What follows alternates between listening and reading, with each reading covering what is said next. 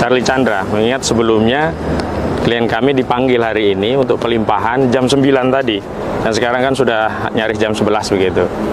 Nah, saya tanya dan kemudian saya dihubungkan oleh penanggung jawab di Kejaksaan Tinggi, awalnya Pak Cipto, lalu oleh Pak Cipto diarahkan kepada jaksanya langsung, yakni Pak Dayan. Dan anehnya tadi setelah saya teleponan dengan Pak Dayan, ternyata Pak Dayan juga belum terinfo tentang status Pak Charlie Chandra ini, apakah tahap 2 atau belum. Bahkan tadi sedang mau menghubungi penyidik.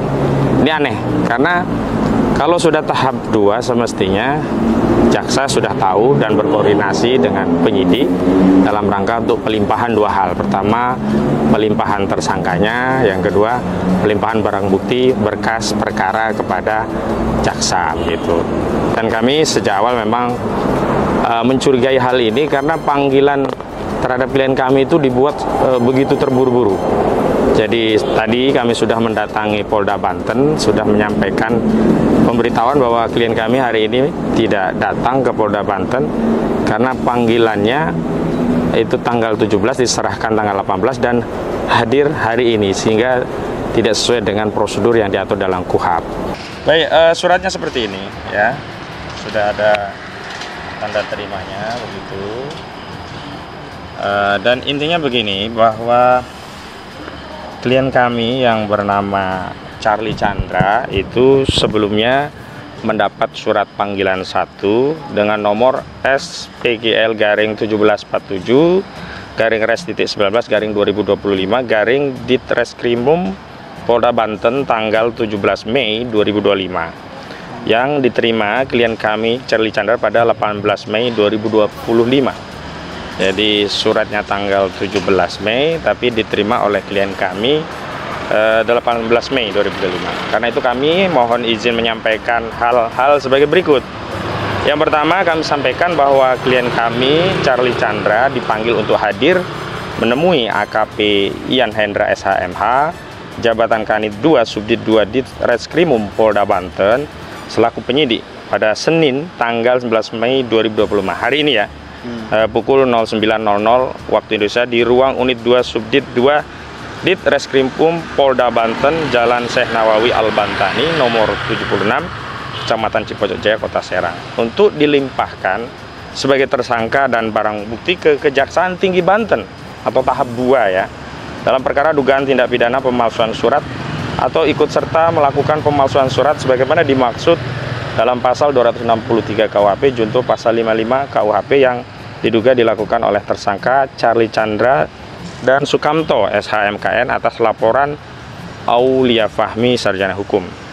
Kedua, bahwa berdasarkan ketentuan pasal 112 Kitab Undang-Undang Hukum Acara Pidana atau KUHP, Kitab Undang-Undang Hukum Acara Pidana atau KUHP menegaskan, saya kutip ya, di dalam surat juga sudah saya sampaikan, penyidik yang melakukan pemeriksaan dengan menyebutkan alasan pemanggilan secara jelas berwenang memanggil tersangka dan saksi yang dianggap perlu untuk diperiksa dengan surat panggilan yang sah dengan memperhatikan tenggang waktu yang wajar antara diterimanya panggilan dan hari seorang itu harus memenuhi panggilan tersebut. Kemudian juga di pasal 227 Kitab Undang-Undang Hukum Acara Pidana KUHP menegaskan bahwa ayat 1-nya bahwa semua jenis pemberitahuan atau panggilan oleh pihak yang berwenang dalam semua tingkat pemeriksaan kepada terdakwa, saksi atau ahli disampaikan selambat-lambatnya 3 hari sebelum tanggal hadir yang ditentukan di tempat tinggal mereka atau di tempat kediaman mereka terakhir. Kemudian kedua, ayat 2-nya, petugas yang melaksanakan panggilan tersebut harus bertemu sendiri dengan dan berbicara langsung dengan orang yang dipanggil dan membuat catatan bahwa panggilan telah diterima oleh yang bersangkutan dengan membubuhkan tanggal serta tanda tangan baik oleh petugas maupun orang yang dipanggil, dan apabila yang dipanggil tidak menandatangani maka petugas mencatat alasannya.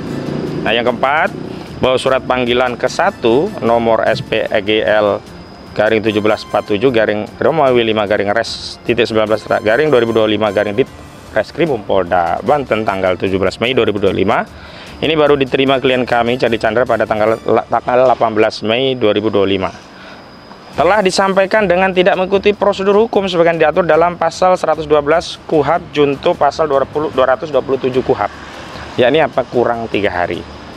Bahwa oleh karenanya klien kami tidak dapat memenuhi panggilan tersebut dikarenakan surat panggilan dimaksud tidak mengikuti prosedur hukum acara sebagaimana diatur dalam Kitab Undang-Undang Hukum Acara Pidana. Demikian informasi disampaikan. Terima kasih.